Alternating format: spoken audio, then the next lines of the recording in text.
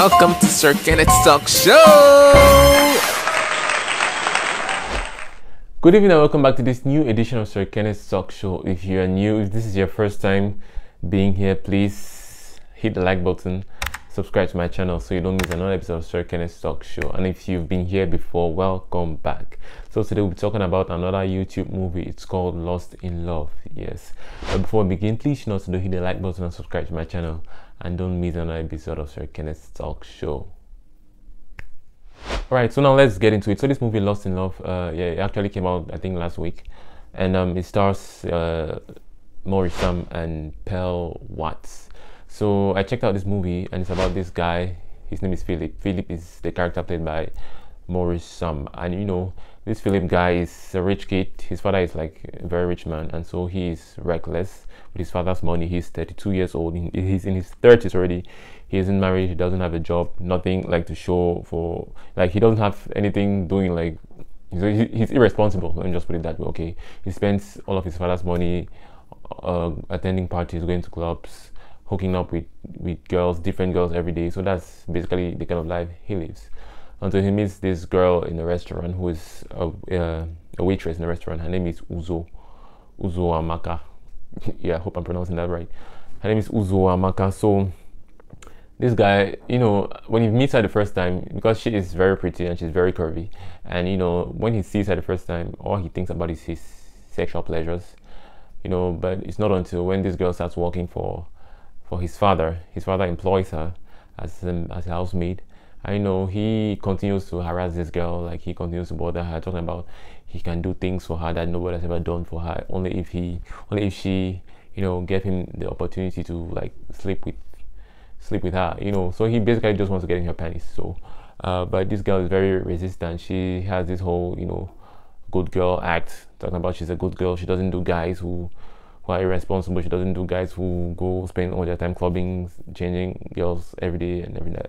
Like, she's not into that kind of life. That's basically what she tells this guy. And you know, I think it's kind of funny because at the end of the movie, well, before the end of the movie, she tries to because this guy assumes that she's a Holy Mary, like a Reverend Sister, kind of like a holy good girl, like good girls, like, so he just assumes that she is a virgin, or that, no, he doesn't assume she's a virgin, but he does assume that she doesn't have a boyfriend. And you know, this girl has this fake guy. She makes Philip believe that she's in this relationship with this guy, and you know, she's really not in a relationship with anybody. And it's not until the end of the movie that we realize that she was never in a relationship, and she was just doing that to get back at, you know, Philip. And you know, Philip's father equally hired men, well, his workers, to send gifts to Uzo Amaka while she was working at their house, just to make his son jealous, and you know, and make his son realize that no, there's more to life than parties. There's more to life than changing women every day. There's more to life than, you know, drinking and smoking. That his father actually wants him to settle down, get married to one woman, you know, and give him grandbabies in the future. So that's just all what his father, Philip's father, wants for him. But Philip doesn't seem to look at the bigger picture. He spends his whole time like talking about how he brags about how he has slept with different women. He has slept with first ladies, has slept with hookers, he has slept with like a plethora of women, you know. So he's that kind of guy. So but somehow at the end of the movie, this Philip guy becomes like a good guy, and he realizes that he's actually in love with Uzo Amaka. And at the end of the movie, he changes. He goes through a lot of changes just to please this one woman, and you know, she's like, okay, she loves him too. So yeah, at the end of the movie, they end up together, and you know, he has changed for good, and you know, he's like into this one woman, and they're engaged. Well, it doesn't say they're engaged to be married, but you know, they were a couple at the end of the movie. That's all I can say. So my thoughts about this movie: first of all, the storyline. I feel like the story was kind of funny. Well, I don't know if funny is the right term to use, but you know, while I was watching this movie, I didn't really know what to expect. Obviously, I knew that the Philip and Uzo Amaka will end up together because they were the main characters in this movie. So it was obvious for them to end up together. But I was really intrigued on how that was going to happen, because you know, this girl really despised this guy at the beginning of the movie. She was really she didn't want to see him anywhere. Like, she just didn't like the guy at all. She didn't like the guy. So it was really interesting how somehow at the end of the movie she still fell for the guy. And you know, this movie just confirmed my theory that, you know, good girls don't like good boys, good girls like bad boys, because you know, Uzo Amaka is a good girl in the movie. Like, she's a good girl, decent girl. She always dresses decently and all whatnot. But how is it possible that a girl like her could fall for a guy like Philip, who is a playboy, an F-boy? Because, you know, mind you, throughout the movie, she tried to act like she wasn't into him. But, you know, at the end of the movie, we do realize that she was actually into him. That's why she had to have a pretend boyfriend. You know, there was this lady at one point in the movie, she faked that she was pregnant for Philip, and she was really disappointed when she heard that. So I felt like all that, you know, good girl act was like, I don't know what that was, but you know, this movie just confirmed the theory that good girls like bad boys. And it's not just in the movie, in real life, that's how life is. Most good girls they are into the bad boys. The boys who are the big boys in town, the boys who, like, you know, they have the swagger and everything. That's the kind of guys good girls like. I really don't know why that's the situation, but it is what it is, man. It is what it is.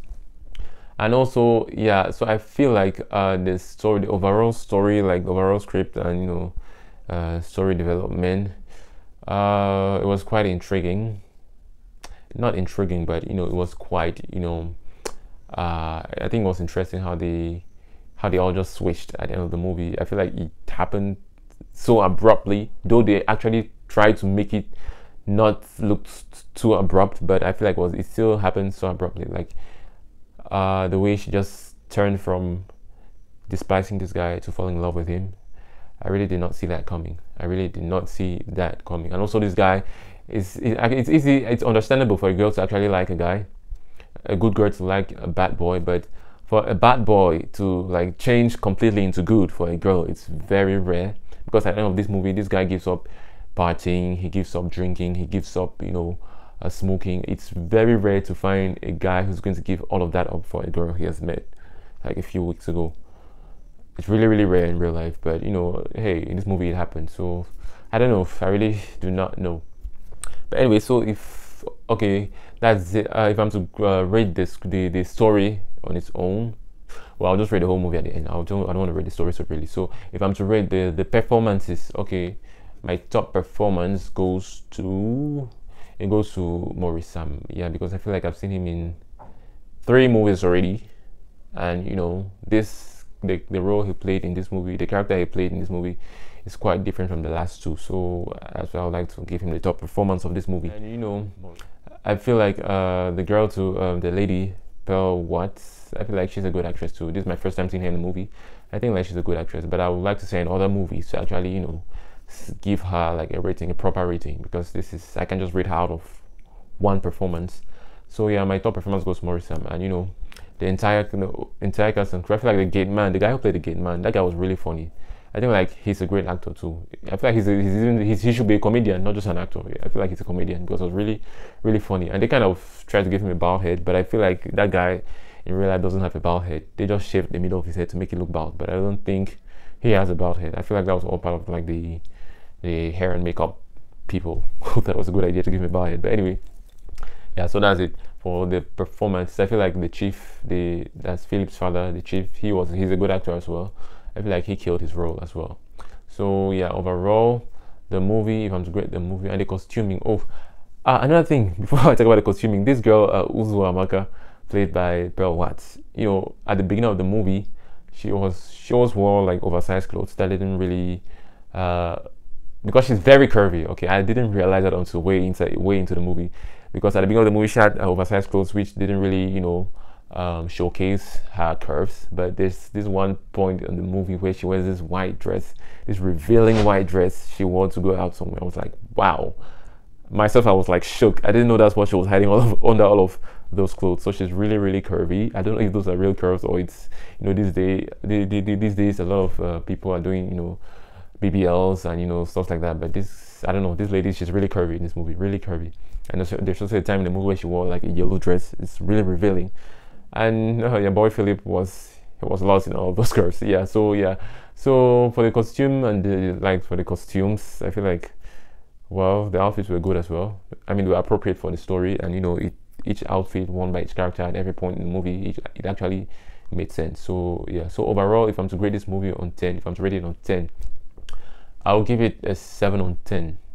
I'll give it a 7 on 10.